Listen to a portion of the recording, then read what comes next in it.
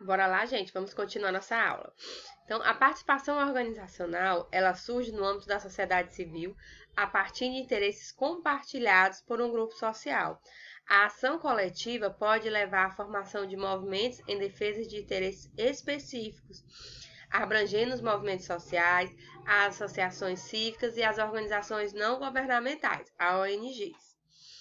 Também recebe a denominação de terceiro setor, constituído por grupos que se formam a partir da situação de déficit de reconhecimento. Movimento sem teto, sem terra, dos gays, das mulheres, dos negros, todos são ONGs, tá? Mesmo que às vezes ele tenha esse déficit de conhecimento, porque na verdade, é como eu já falei, eles não trabalham diretamente com a causa, eles trabalham pressionando os deputados, os senadores, o próprio presidente para garantir leis. Lembra que lá nos Estados Unidos existe o advocacy, que justamente é para isso, para pressionar essas leis para garantir um bem comum para todos, né? Porque, por exemplo, a Plan aqui em Codó, ela trabalha sobre política em favorecimento das crianças e ela atua realmente com as crianças. Mas tem uma parte da Plan que atua pressionando as políticas públicas relacionadas à criança. E essas ONGs que eu falei no outro slide, elas trabalham nessa parte de pressionar as políticas públicas. Democracia, participação e cidadania. A cidadania existe quando o indivíduo aceita, suspende seu ponto de vista privado para levar em consideração o bem comum. Então, o ser cidadão é quando eu não penso só em mim, eu penso no bem comum para a sociedade.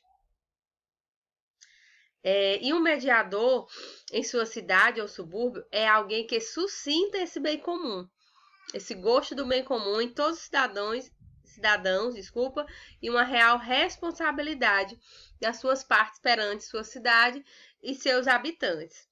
Custo de elaboração, de gestão, tal. Cidadãos e cidadãs ativos, voluntários, militantes de tantas causas e movimentos sociais, essas pessoas desvendam criticamente a realidade, situando-se diante delas. Se sentem encorajadas e empoderadas para intervir, atuar e transformar a realidade na conquista da justiça e da paz. Este curso foi pensado para pessoas como você, né? Para nós. Voluntariado. A origem do voluntariado aqui no Brasil, ela é de 1543. É fundada na Vila de Santos, a Santa Casa de Misericórdia, primeiro núcleo de trabalho voluntário no Brasil. Em 1908, a Cruz Vermelha chega ao Brasil. Em 1910, esse é um ecotismo que estabelece no Brasil para ajudar o próximo em toda e qualquer ocasião. Em 1935, é promulgada a Lei da Declaração da Utilidade Pública, para regular a colaboração do Estado com as instituições filantrópicas. Então, o voluntariado, ele da época do descobrimento do Brasil, né, de 1500. Fragmentos da história de voluntariado no Brasil. O presidente Getúlio Vargas cria a LBA, que é a Legislação Brasileira de Assistência, que vocês vão fazer hoje o trabalho pesquisando a LBA, tá? O que é a LBA? Como ela surgiu? Eu já estou dizendo o ano aqui, e já estou dizendo o governo, mas eu quero saber por que ela surgiu e se ela ainda hoje existe. Vale lembrar, já dando uma dica, ainda hoje existe LBA em todo o Brasil, nas capitais, mas bora pra frente. Surge a PAI, foi o que eu dei exemplo no slide no vídeo anterior, para incentivar as assistências aos portadores de deficiência mental.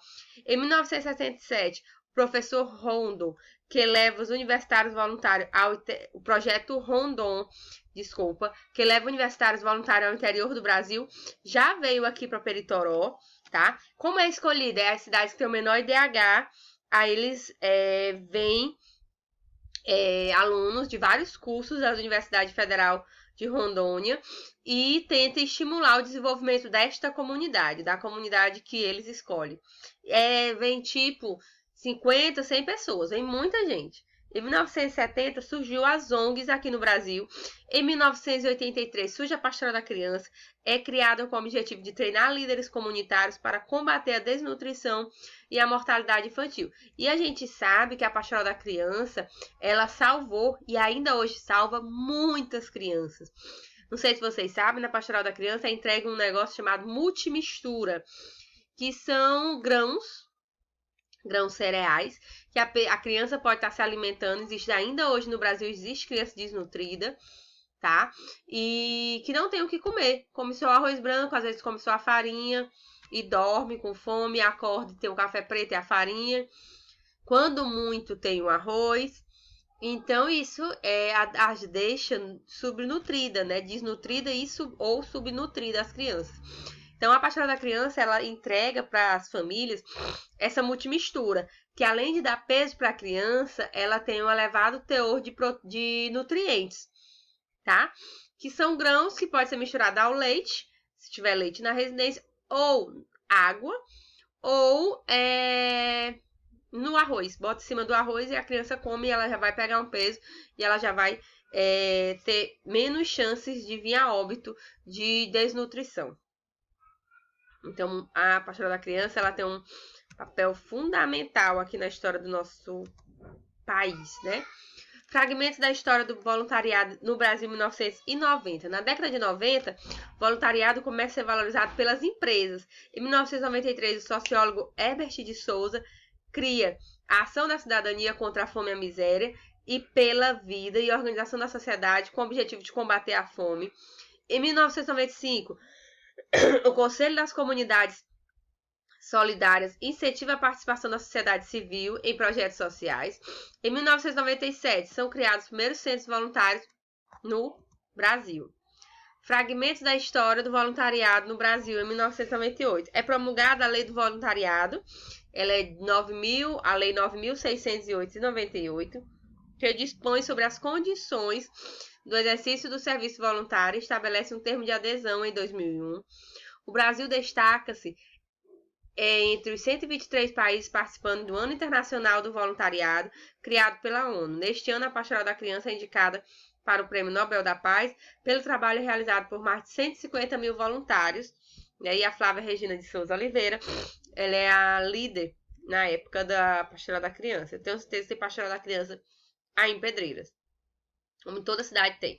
A Pastoral da Criança, ela faz um trabalho, às vezes, melhor do que o do agente de saúde, tá?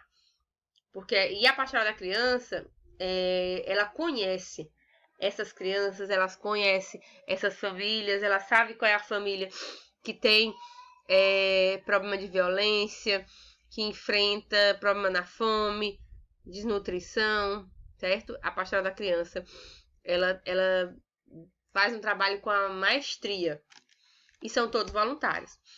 Fragmentados da história do voluntariado do Brasil de 2002, a ONU escolhe o Brasil para apresentar o relatório final do Ano Internacional do Voluntariado. Milu Vilela, presidente do Centro Voluntariado de São Paulo e do Instituto Faça Parte, é a primeira mulher da sociedade civil a discursar na Assembleia Geral da ONU e apresenta as propostas de que o voluntariado continue a ser considerado como estratégia de inclusão e desenvolvimento social. Esta proposta recebeu a adesão dos 143 países.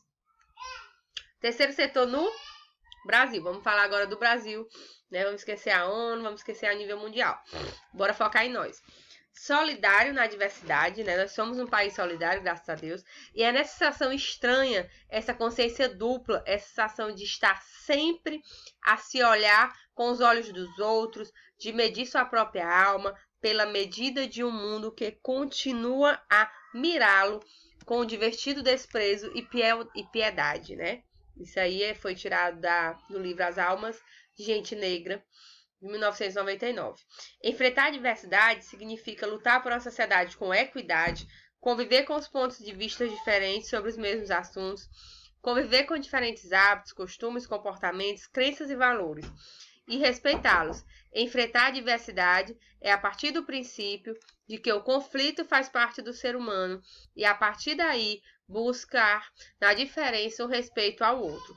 O artigo 2º da Declaração Universal dos Direitos Humanos diz que Todos os seres humanos podem invocar os direitos e as liberdades proclamados na presente declaração, sem distinção alguma de raça, cor, sexo, língua, religião, opinião política e outros, de origem nacional e social, de fortuna, de nascimento ou de qualquer outra situação. Está dito no artigo 2º dos Direitos Humanos, a Declaração dos Direitos Humanos. O histórico do terceiro setor. A ativa participação das entidades sem fins lucrativos na sociedade brasileira data do final do século XIX. Já o processo de formação de consolidação das organizações não governamentais, ONGs, hoje presente no cenário nacional, surge na década de 1960 e 70, época marcada pelas restrições políticas partidárias impostas por governos militares. Então, na década de 60 e 70, eu estava na época da ditadura, né? Então, eu tinha algumas restrições.